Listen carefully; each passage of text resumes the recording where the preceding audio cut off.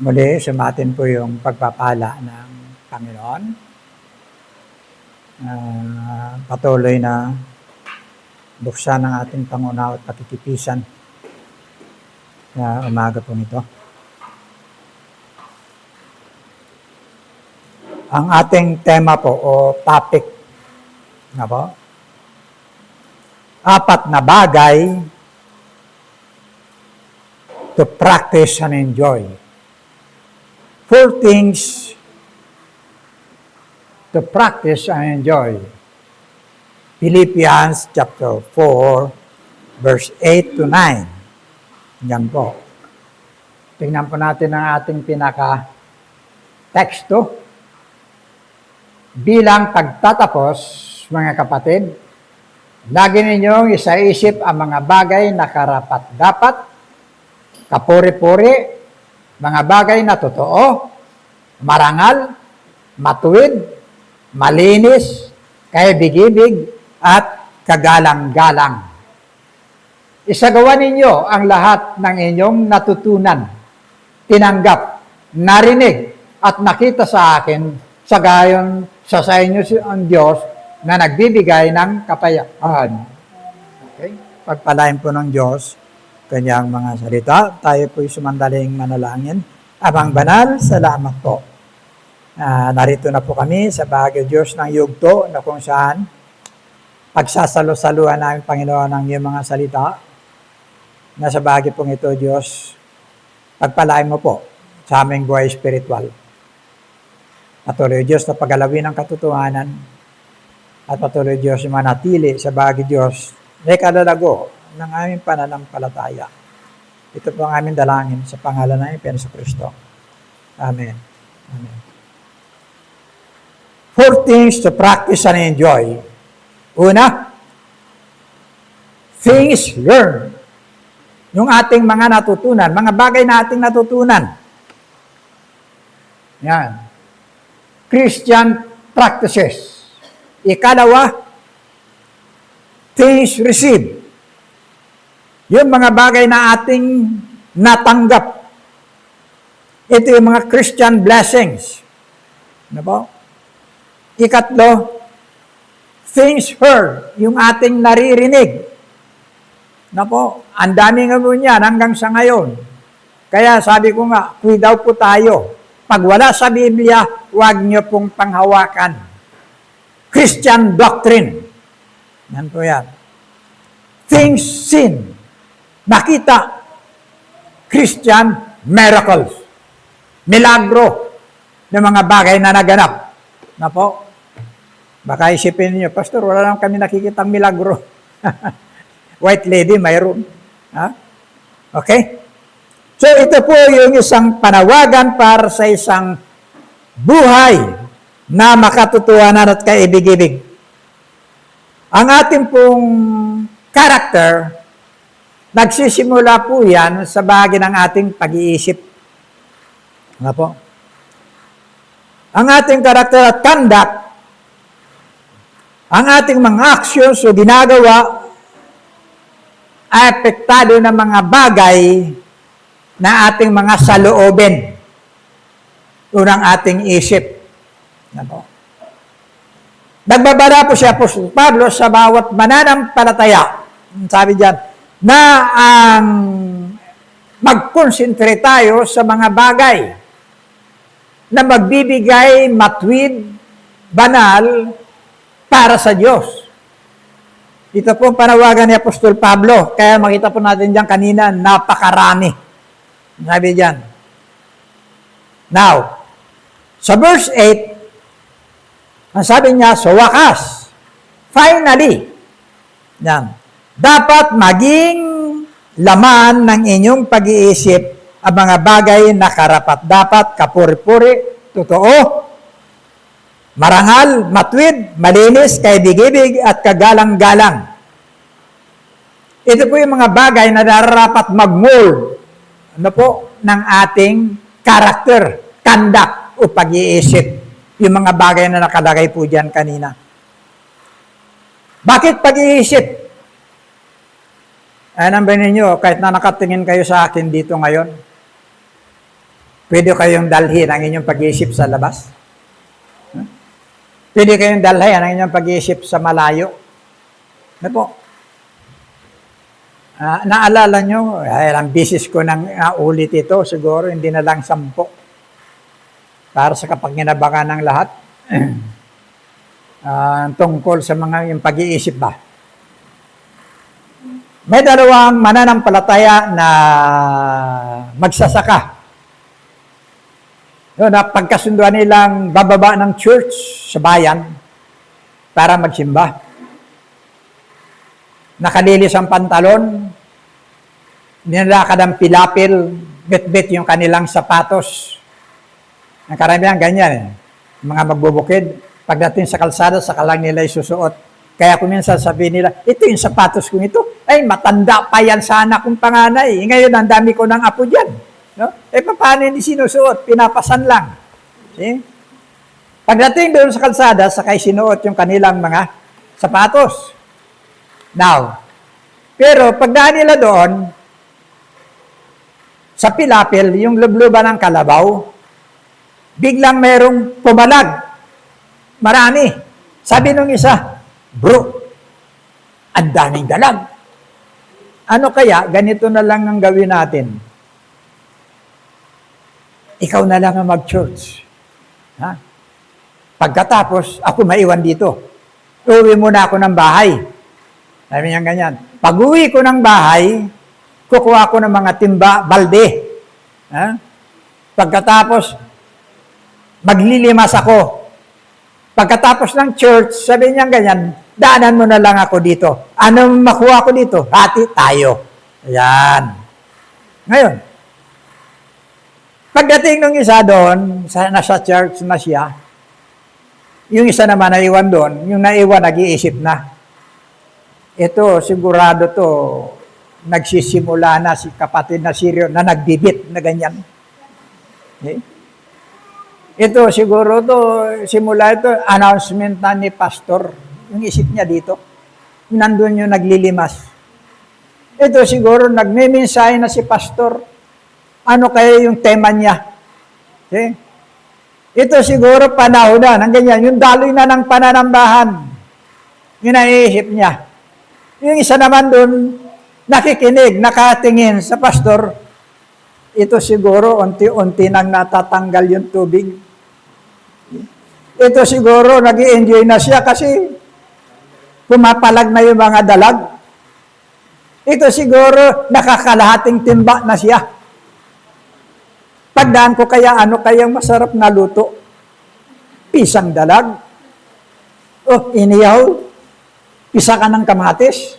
See? Andyan siya, ha? Andyan siya, pero ang isip niya nandun. Kaya ang tanong, sa dalawa, sinong nanambahan? Ha? Wala. Walang nanambahan sa kanila. Pag sinunod mo yung Biblia, ang sabi ng Biblia, kung nasa yung 2 o 3 na naroon sa pangalan ko, kasama ako nila sa gitna.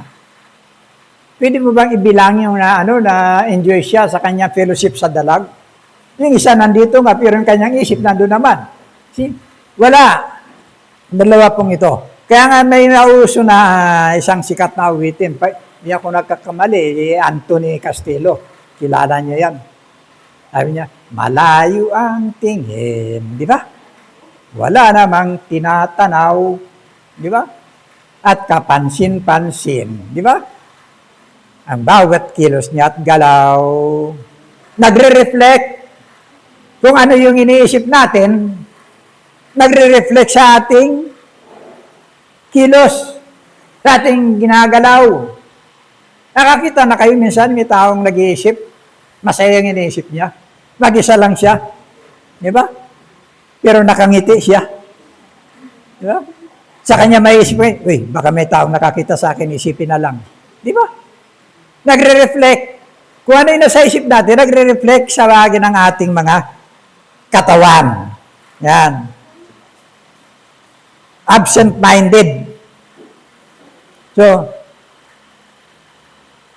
maliwanag kung ano mga bagay na malaman ng ating isip, yun din ang nakikita sa bahagi ng ating mga kilos.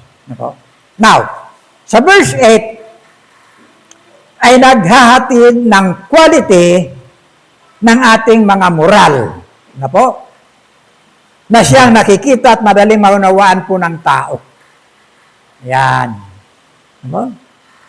Nanghatid pagpapala po nito, lalo pa kung meron kang relasyon sa Panginoon.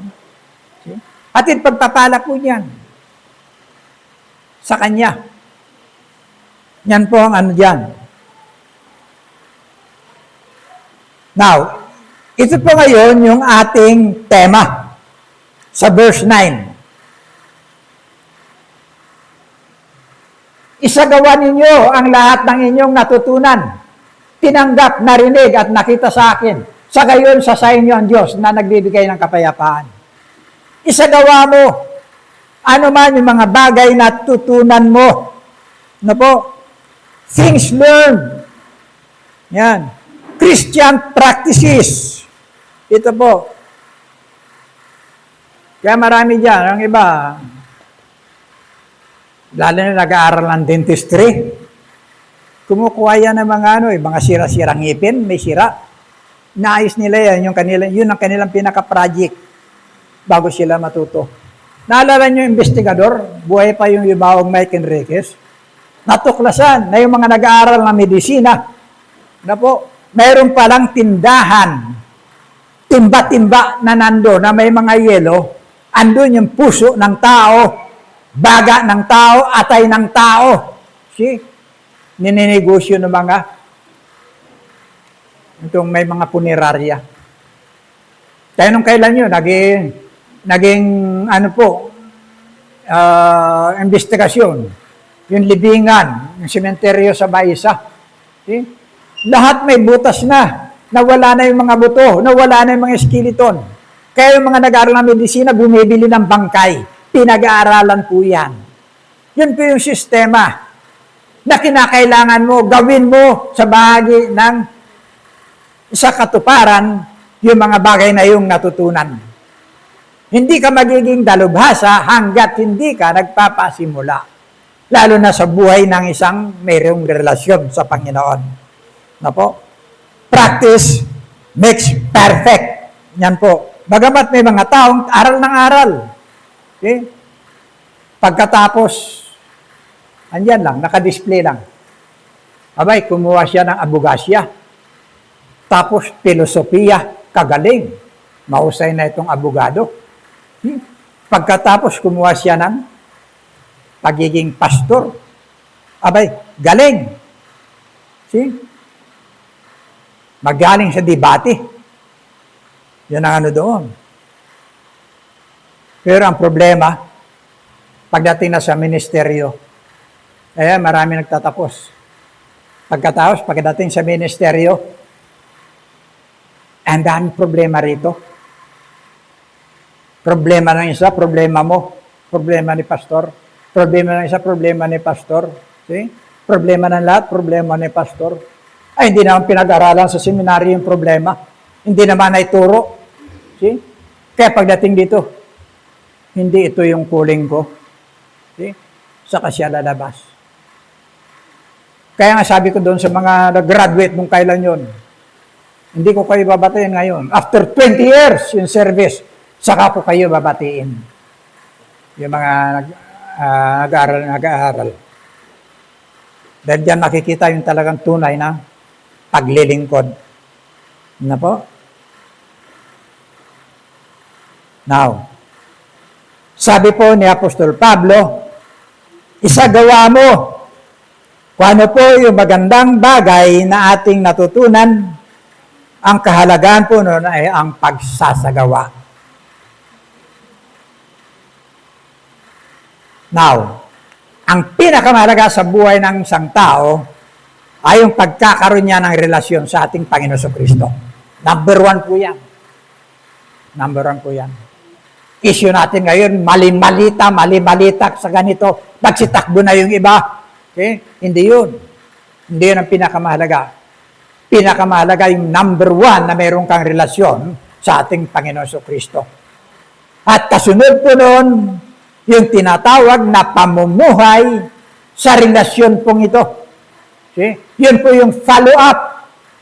Doon po nagiging pagpapala, biyaya na nakikita ng tao, yung Diyos na hindi nakikita dahil sa buhay mo. Yun po. Okay?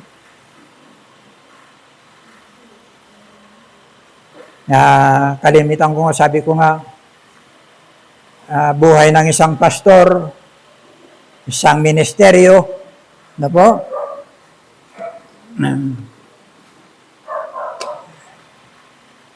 sabi ko nga, being a pastor, a minister, wala kang katulad. Habang inaalagaan mo ang iyong mga tupa, natutunan mong takpan ang mga kasakitan mo, mga kalumbayan mo, mga dinaramdam mo, sa pamamagitan ng maaliwalas na mukha at mga ngiti. Sa kabila ng ikaw, marami kang dinaramdam. Yan po yung mga lingkod ng Diyos. Opo. Natututo kang maging malakas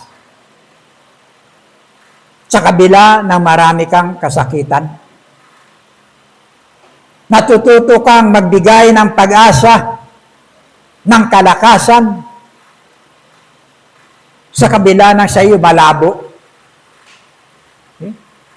Sa kabila ng sa iyo, naramdaman mo ang panghihina. Sinisikap mong ma-enjoy yung mga persecution. Kaya nga sabi ko kanina kay Sister Edlin, nagkamali ako. Kamali ako, sabi ko na pinabayaan ko yung 2 bahay ko na malalaki doon sa Kulyon. Ngayon bulok na, hindi ko alam kung mayroon pang natira, wala na yata. Hindi ko natatanong kay kapatid na Ralph kung mayroon pa. 2 bahay ko roon, isang agape, up and down. Nako. Na nakita ko yung paghirap ng mga kapatid na walang matutuluyan doon, pagdating doon na nakakonfine sa Kulyon. Dahil doon nagpadaig ako sa persecution na naranasan ko sa paglilingkod ko. Nawala na akong kinabukasan sa tingin ko. Ando na lahat, dinuduro ako sa gitna ng kalsada. Sa gitna ng aking paglilingkod. Pastor, ikaw nandito ka lang para sa mga bata. Huwag mong pakikialaman yung mga matatanda. Sabi ko, ang lakas pala ng impluensya ng relihiyon dito. Okay. Pagkatapos, dadalawin ko sila.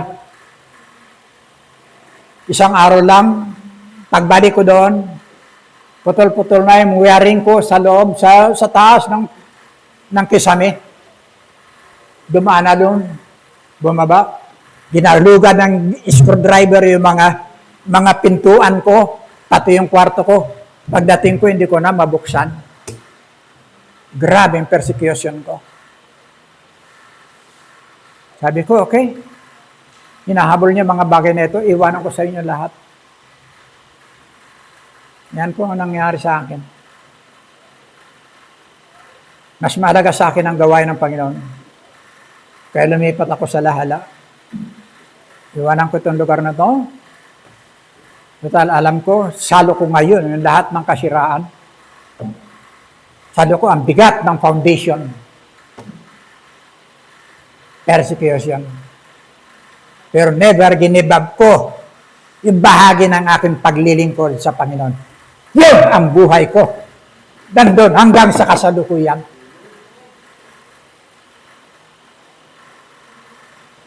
Isagawa mo.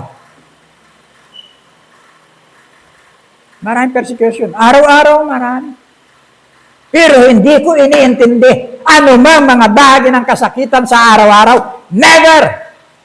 Basta direkta ako sa Diyos. Wala akong problema sa akin pananalangin. Wala akong problema sa relasyon sa Kanya. Ano man mga kasakitan, ibigay niyo sa akin. Andiyan pa rin ako. Cool lang ako. Wag lang kami magka-problema ng aking Diyos.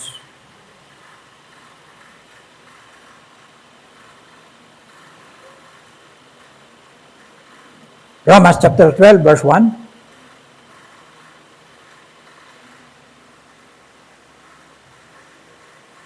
Kaya nga mga kapatid, alang-alang sa masaganang habag ng Diyos sa atin, ako'y nakikiusap sa inyo na ialay ninyo ang inyong sarili bilang isang handog na buhay. Okay? Banal at kalugod-lugod sa Diyos.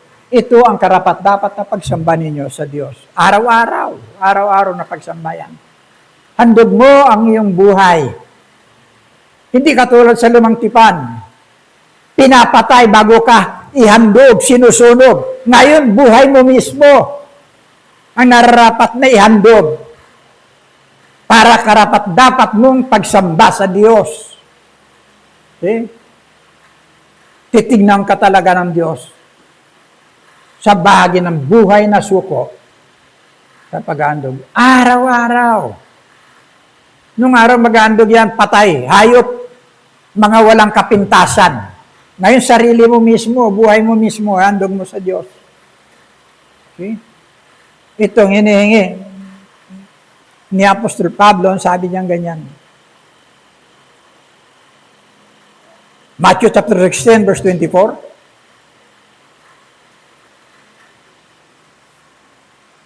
Sinabi ni Jesus sa kanyang mga alagad, sino mang nagnanais sumunod sa akin, kailangang itakwil ang kanyang sarili.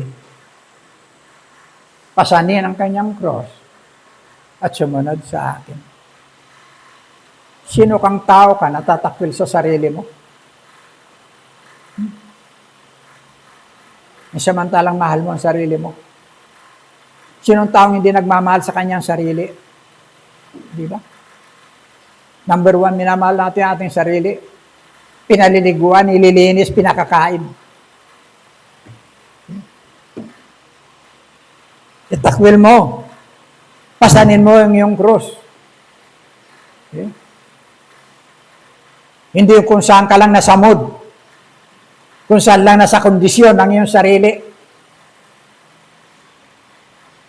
Kung saan yung hindi ka lang abala. Tsaka mo lang maalala yung cross. Pagpapakasakit. Kahandaan sa bahagi ng pagpapakasakit. Pagsunod sa ating Panginoong Jesucristo. Despite na makita yung bahagi na marami kang kakulangan sa iyong sarili. Maraming kasakitang nararanasan.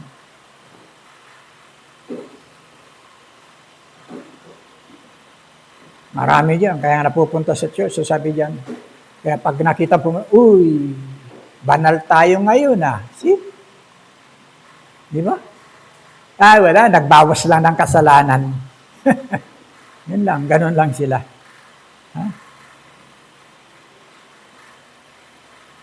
Ikalawa, salvation. Ang sabi yan, ikalawa, things received. Christian blessings.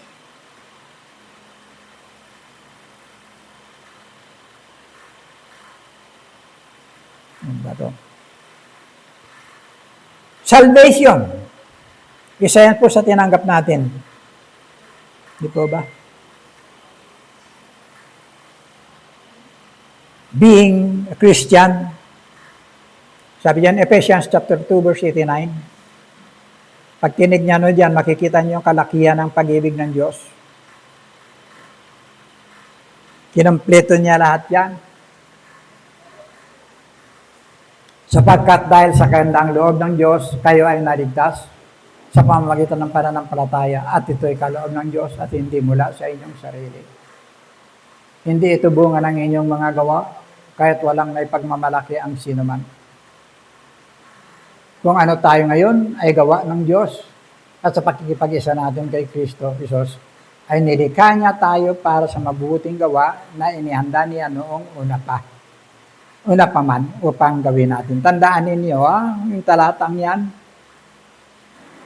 hindi ka nilikha ng Diyos na pinili ka para gampanan mo ito, kundi yung panahon ng iyong pakikipag-isa kay Kristo.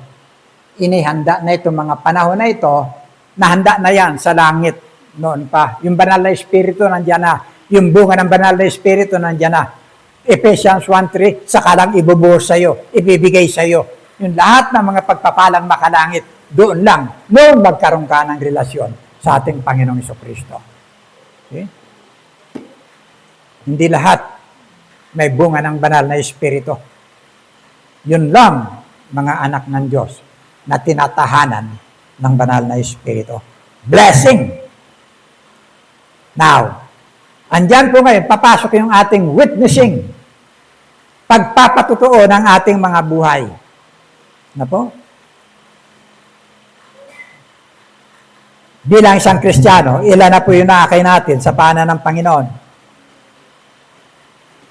Na po? O nakapokus lang tayo sa daily routine ng ating mga buhay. Ang iba nakakalendar pa yan, calendar of activities. Kalendar ng lahat ng Lunes, ganito pala. Ito pala yung Lunes ko, ganito. Martes pala, ito. Okay? Pagsikat ng araw, paglubog ng araw, yun at yun din. Wala kang anumang nagawa sa buhay mo para sa Diyos. Puro lang sa sarili mo. Okay? Kaya sinabi diyan, takwil mo ang iyong sarili.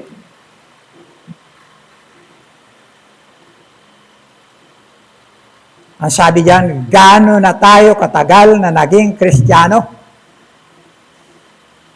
Naibahagay po natin yung totoong mayroon po tayo na kaligtasan, katotohanan na nasa atin. Yung biyaya ng ating tinanggap. Ang sabi ni Apostol Pablo, yung aking tinanggap, binibigay ko naman sa inyo. Okay? Yung nasa akin ngayon, pinapasa ko sa inyo. 1 Corinthians chapter 15, nandyan yan. Yung katotohanan na aking tinanggap, ibinibigay ko sa iyo. Pass it on. Okay? Kaya may mamatay dyan ng ama nung teacher dyan sa Pantalan. Si Mrs. Bukal. Binalutan ko siya, Christmas binalutan ko siya ng isang Bible. Tapos sabi ko, sis, bigay ko sa iyo regalo ko. Hindi pa siya Kristiyano nun. Pinaliwanag ko sa kanyang kaligtasan. Yan ang pag-ibig ng Diyos. Tanggapin mo o hindi. Tinanggap niya. Kinilala niya ang Panginoon. Biyaya yan. Kaligtasan na nasa iyo. Nung time na yon, inayos niya yung buhay niya. Pag-split nila mag-asawa, binalikan niya ang kanyang asawa. Isinaayos niya lahat ng mali. Hanggang ngayon, nagpapatuloy siya. Ating mga anak. Ganun po yun. Biyaya. Pero ngayon, magkita kami, hindi na niya ako kilala. Hindi na, okay lang, wala na problema. Total, nakilala na niya ang Panginoon. Hindi na niya ako maalala. Okay? At least, nakilala na niya ang Panginoon. Naalala ko yung isang kwento ng isang babaeng naligtas. Naligtas siya sa isang evangelistic crusade. Pagkatapos, nung marinig niya yung bahagi ng pangangailangan ng kaligtasan, tinanggap niya ang Panginoon. Isa siya sa nag-forward doon sa napakakapal ng tao. Then, nung matapos na yung ebanghelista, ang sabi niya, maghanap kayo ng mga malalapit na Christian churches doon sa mga lugar ninyo. At pagkatapos ay nagpatuloy kayo sa Panginoon. Maghanap siya sa kanya napansin. Mayroon palang church dito malapit sa amin. Nag-church siya nung araw ng linggo. Tamang-tama sa church, ang mensahe ng pastor, paghayo. Go ye! Pagkatapos ng pananambahan, nagpahuli siya. Ang sabi niya, tinanong niya ang pastor, Pastor, ang totoo po, gusto ko pong sumunod sa Panginoon. Gusto kong sumunod sa bahagi ng paghayo. Pero ang totoo, Pastor, biyuda po ako. Biyuda po ako, wala na po akong kasamang asawa. Wala po. Namatay po siya na iniwan sa akin ang 9 na anak. Kaya hindi po ako magkakaroon ng panahon na humayo. Bigla, napangiti ang pastor. Purihin ang Panginoon, kapatid, sa buhay mo. May 9 na anak ka. Sa loob lang ng bahay mo, mayroon ka ng malaking kongregasyon. Nakukuha po ba ninyo? Number 1, sa loob ng bahay mo. Pasimula ka sa ministeryo.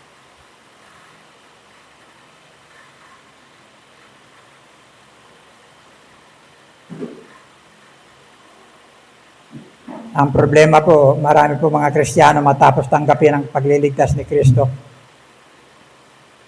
Natutunan ang kanyang mga pangako. Ngunit hirap na hirap magpatotoo ng katotohanan na nasa kanila. Psalms 119,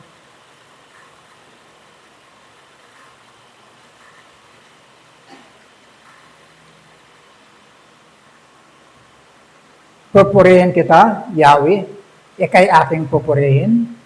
Ang lahat ay ng tuntunin mo ay ituro po sa akin. Ang lahat mong mga utos na sa akin ibinigay, palagi kong babanggitin, malakas kong isisigaw. Hindi niya sinarili. Inilabas niya lahat yun.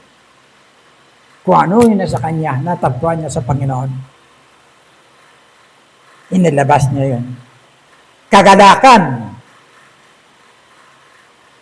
na higit pa sa maya kayamanan. Matthew chapter 28, verse 19 to 20, isa po yung dakilang utos.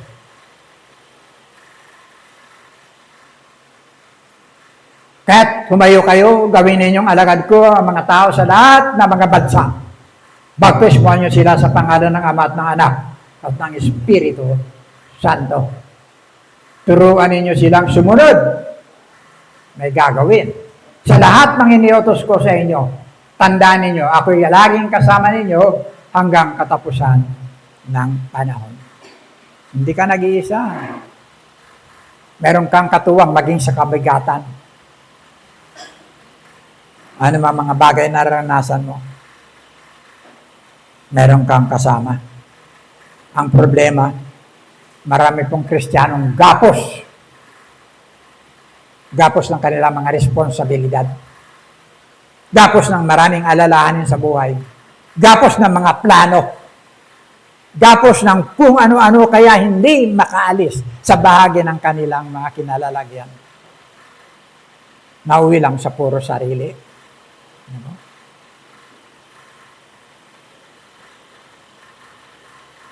Nga araw-araw halos yun at yun din. Ano pa mga blessings na ating tinanggap? Tinutukoy yan.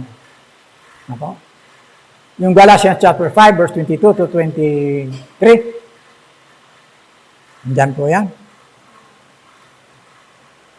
Subalit, ang bunga ng Espiritu ay pag-ibig, kagadakan, kapayapaan, pagtitiyaga, kabaitan, kabutihan, katapatan, kahinahunan, at pagpipigil sa sarili. Walang batas laban sa mga ganito. Andyan lahat sa inyo. Pag mayroong relasyon sa Panginoon, andyan lahat yan sa inyo. Banal na Espiritu. Namumunga po yan. Namumunga. Yung bunga niyan, epekto po sa buhay ninyo. See? Makikita yung pag-ibig. Makikita yung kahinahunan. Makikita yung pagpipigil sa sarili. Lahat-lahat. Andyan yan sa'yo. Ang problema, ilan ang nasa atin?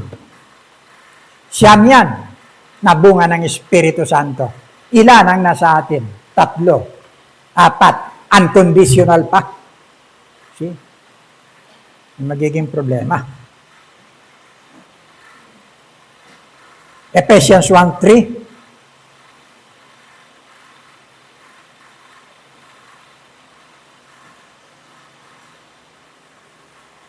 Purihin ang Diyos at Ama ng ating Panginoon Kristo.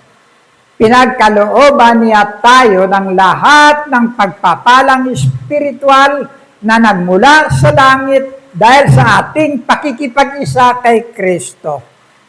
Wala kang may dadahilan. Okay? Kung may relasyon ka sa Panginoon, ayan.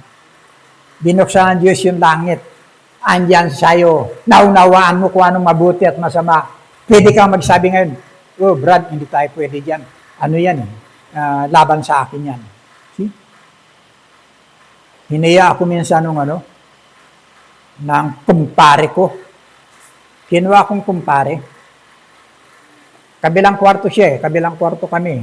Okay kami yung dalawa. Tapos kinuha niya akong kumpare doon sa anak niya. Ay pamilya matansero. Matadero. Hindi, ang dami mga kaibigan. Ang dami puro manginginom. Nakapaikot yung mga lalaki. Andyan lahat. Ito, sabi niya ganyan, siyang tumatang, ang tawag yan? Lalaki, tamatagay. Ito, sinasabi niya, ang kumpare ko, hindi yan umiinom. Pero alang-alang sa akin, iinom siya ngayon. See? Pasusubo pa niya ako. Sagot ko sa kanya, Are, pasensya, hawak ko yung baso. Pasensya kayo sa akin. Sinasabi ko sa inyong totoo, itong hawak ko, lason sa akin. Kung ako kumpare ninyo na tinuturing at kaibigan ninyo, hindi niyo ako pipiliting iinom ng ikamamatay ko. Pasensya po tayo. Okay. Susubukin ka maging sa panahon ng kagipitan. Pero ipakikita mo rin, andun din yung bahagi ng iyong kaugnayan sa Diyos. Higit na mahalaga. Isa yung tinatawag na pakikisama.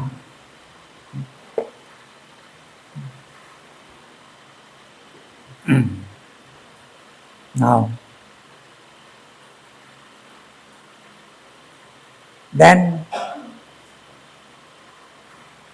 kaya kung minsan may mga gawing pang sanglibutan na naikukompromiso po natin, ang tawag yan, naikukompromiso po natin ang ating mga sarili sa sanglibutan. Huwag lang tayo mapahiya. Ano po?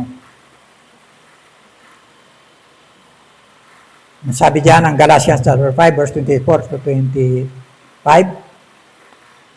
Hindi ba yan? Ayan.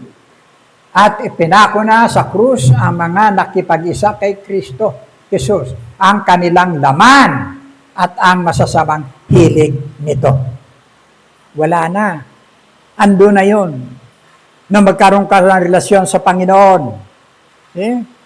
Hindi mo lang alam, kasama na ni Kristo na tinubos doon sa krus, sa kanyang kamatayan, yung hilig ng laman mo.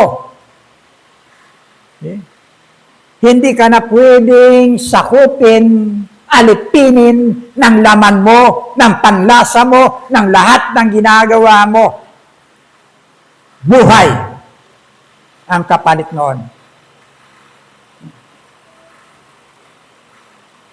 Okay?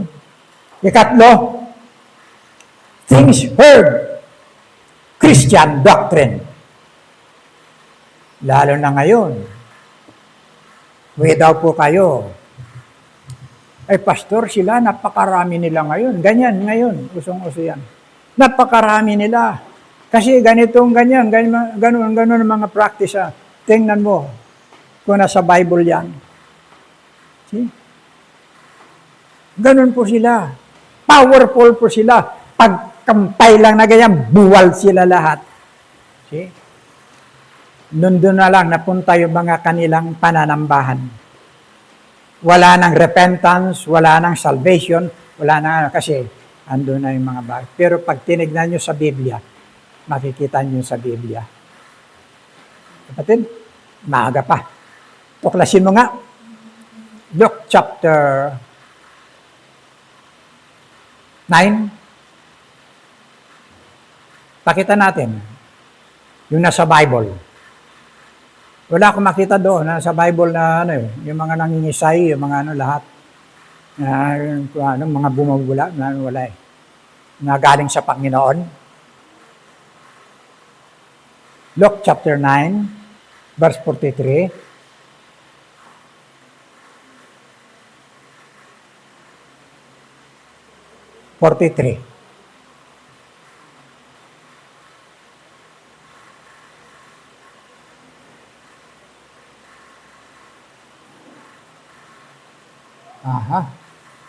No, 37 muna. Hindi kasama yan. Bigla lang pumasok sa isip ko. Isang pangyayari yan sa Bible. At nangyari ng kinabukasan, ang pagbaba nila mula sa bundok, ay sinalubong siya ng lubang maraming tao. Okay? At narito isang lalaki sa karamihan ay sumigaw na nagsasabi, Guro, ipinamamani ko sa iyo na iyong tingnan ang aking anak na lalaki sapagkat siya ay aking bugtong na anak. At narito inaalihan siya ng isang espiritu at siya ay biglang nagsisigaw at siya ay naliliglig na pinabubula ang bibig at bahagya ng siya ay hiwalayan na siya ay totoong pinasasakitan. At ipinamani ko sa iyong mga alagad na palabasin siya at hindi nila magawa. 41. At sumagot si Jesus at nagsabi, O laing walang pananampalataya at taksil, hanggang kailan makikisama ako sa inyo at magtitiis sa inyo. Ito yung sabi ng Panginoon sa kanyang mga alagad. Dalhin mo rito ang anak mo.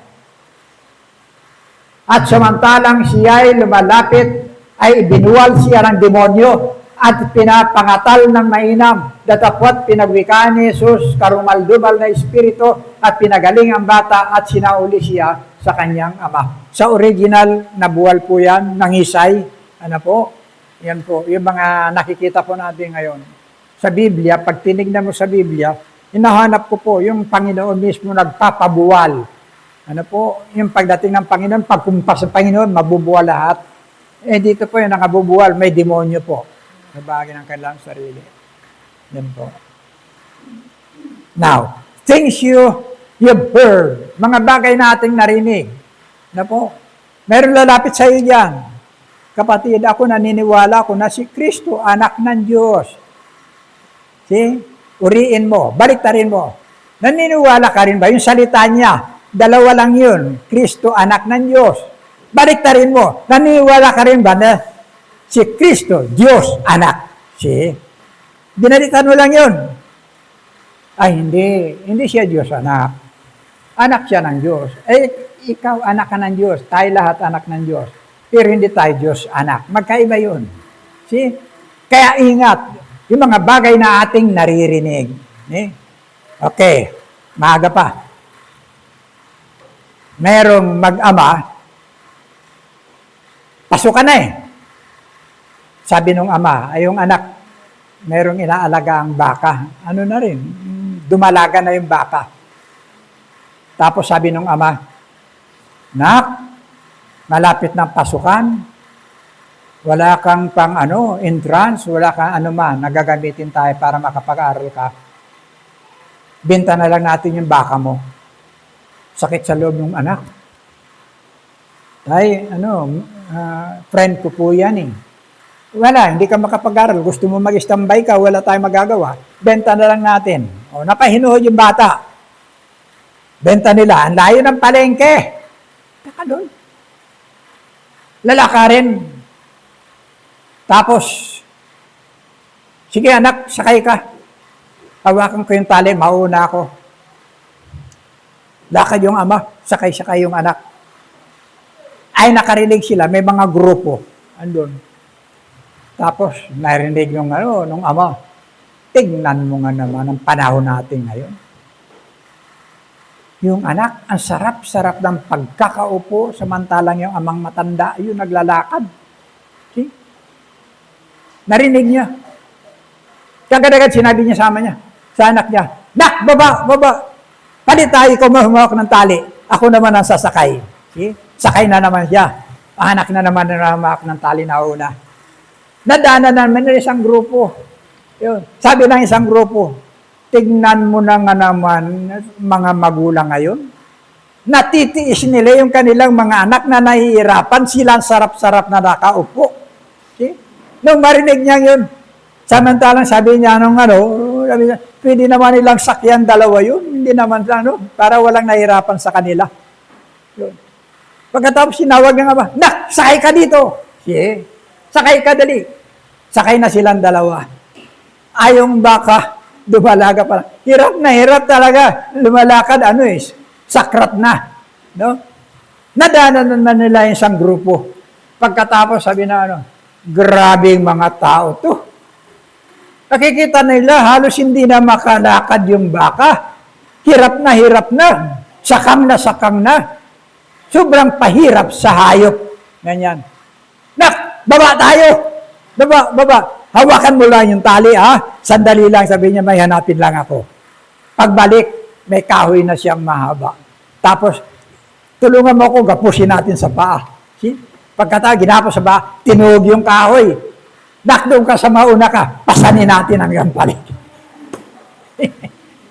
Pagdating sa palengke, malayo pa siya. Mamatay sa katawan yung lahat ng mga nanonood sa kanila. Kaya kung lahat entertainin mo yung lahat ng naririnig, nawala sa katulad, ano mangyayari sa buhay mo? Ano po? Ito yung mga problema po, maging sa panahon po natin. Pero pinatunayan yan ng mga alagad. Sa 1 John chapter 1, verse 1 to 4. Tingnan patutuo ng ating mga alagad.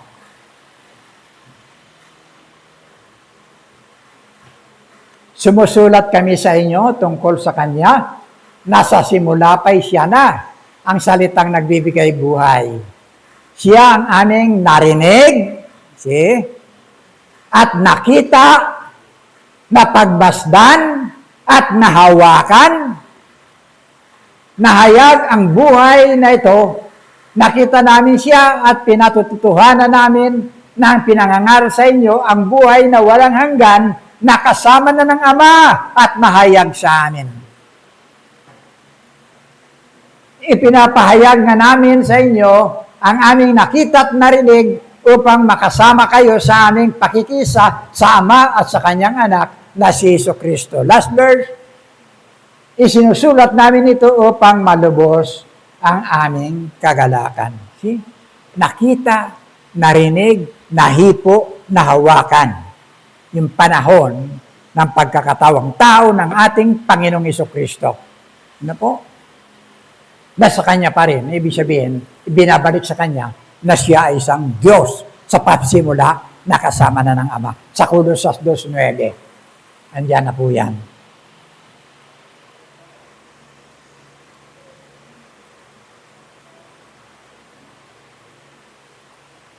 Sapagkat ang buong kalikasan ng Diyos ay nakay Kristo sa Kanyang pagiging tao. The fullness of the Godhead bodily dwell in Christ.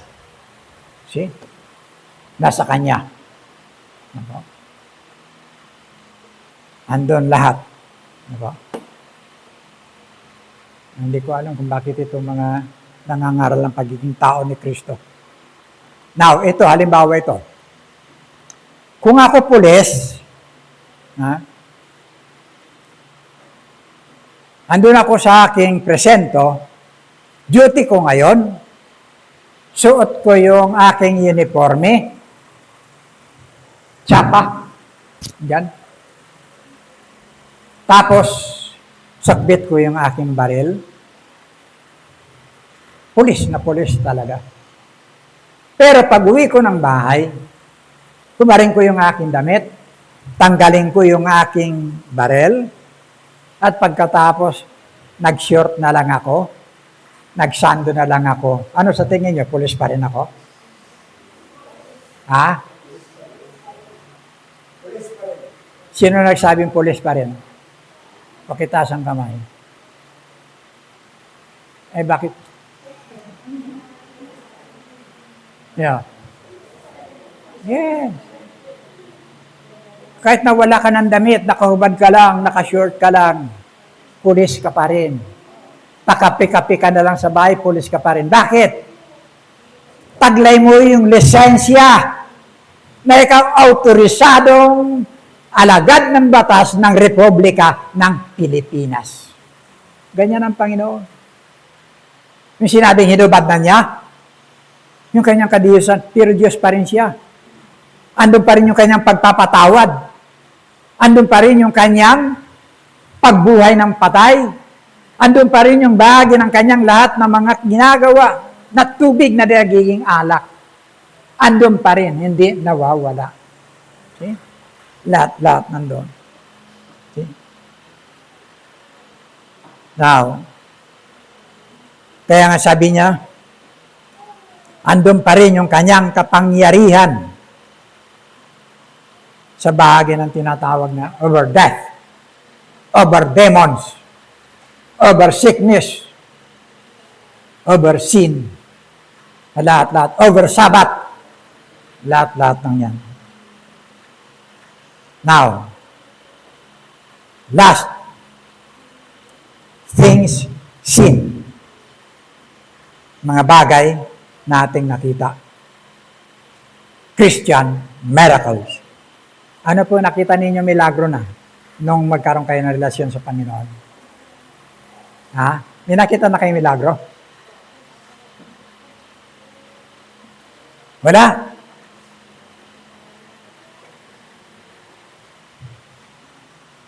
Ang sabi ng Biblia, if anyone be in Christ, see?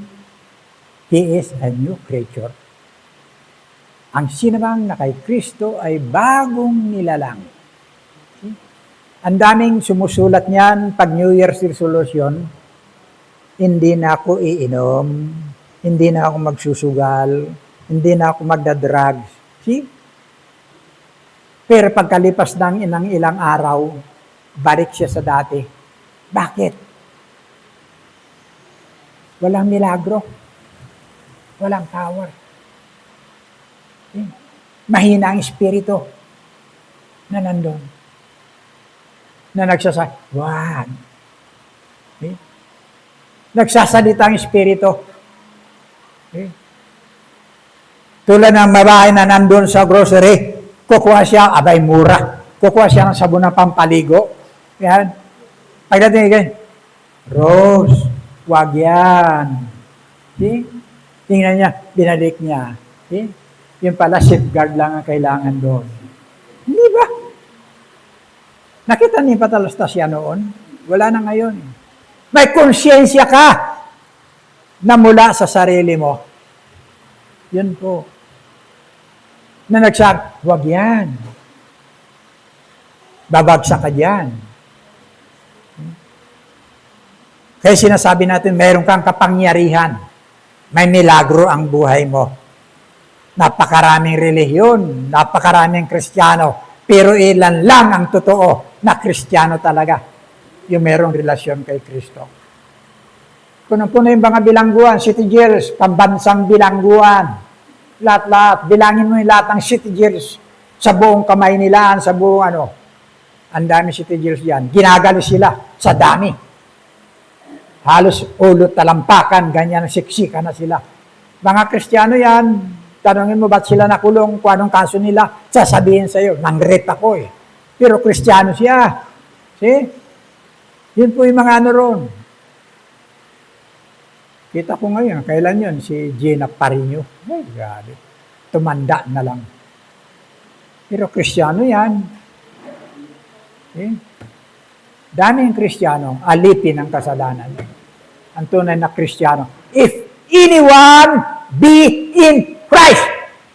Yan po yung Kristiyano. Ang sinamang na kay Kristo ay bagong nilalang. Lahat, isip, puso, kaluluwa, espiritu, katawan, lahat ng yan babaguhin. Hindi maaaring hindi ka makakaranas ng pagbabago. See? Magaganap sa buhay mo. Lahat ng yan dadali, pati panlasa mo, pangamoy mo, lahat. Paningin mo. Lahat ng yan. Babaguhin. Milagro yan. Hindi yan makukuha sa New Year's resolution. Hindi yan makukuha dun sa pagsugat-sugat sa likod. Pagampas-ampas, pagpapatulo ng dugo, pagpapapako sa krus. Hindi yan magagawa. Pagdipa-dipa mo o kung anong mga seremonyas na gagawin mo, hindi yan makukuha. Okay? Maliban si Kristo na nasa iyo. Okay? Ito po, things seen. Nakita natin, Christian miracle. Okay? Pagkaroon mo doon sa isang espiritu, relasyon mo sa espiritu, ito lang ang makapagpapabago sa buhay po natin. Ano po? Hindi ang kaya. Sabi mo, kaya nga ako, kalahati ng kayamanan ko, binibigay ko sa kawanggawa eh. Gusto niyang bilhin yung kanyang kaligtasan. Pagawa ng mabuti. Pag ganitong sistema mo, dito dinaan, yung bahagi ng kaligtasan, maraming kawawa na mapapahamak. Kawawa yung mga bulag na nagpapalimos na lang, walang paningin. Hindi na sila makagawa ng mabuti, hindi na sila maliligtas. Kawawa yung mga lumpo na lahat ng mga bagay na hindi na sila makakagawa ng anumang kabutihan. Kawawa yung nandun sa cross, na sa buhay niya, nakadipas siya sa cross. Jesus, alalahanin mo ako. Pagdating mo sa iyong kayo. Pananampalataya. Milagro. Sa kabila ng kanyang pagiging masama.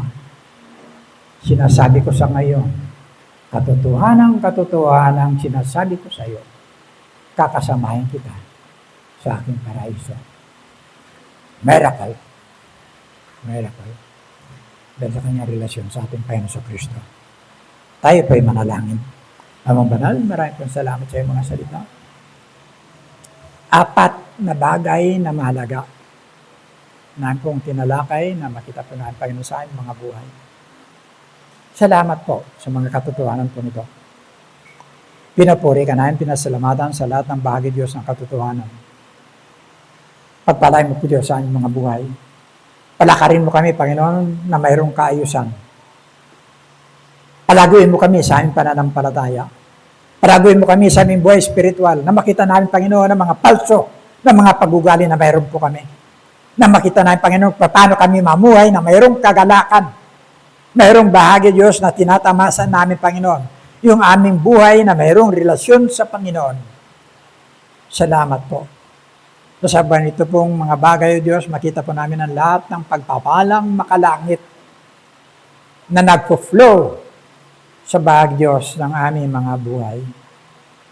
Bless mo po ang tatapos ng iyong gawain. Salamat po, Panginoon, sa iyong mga salita. Salamat po sa lahat. Ito po ang aming dalangin. Sa pangalan ng Panginoon Kristo. Amen. Amen.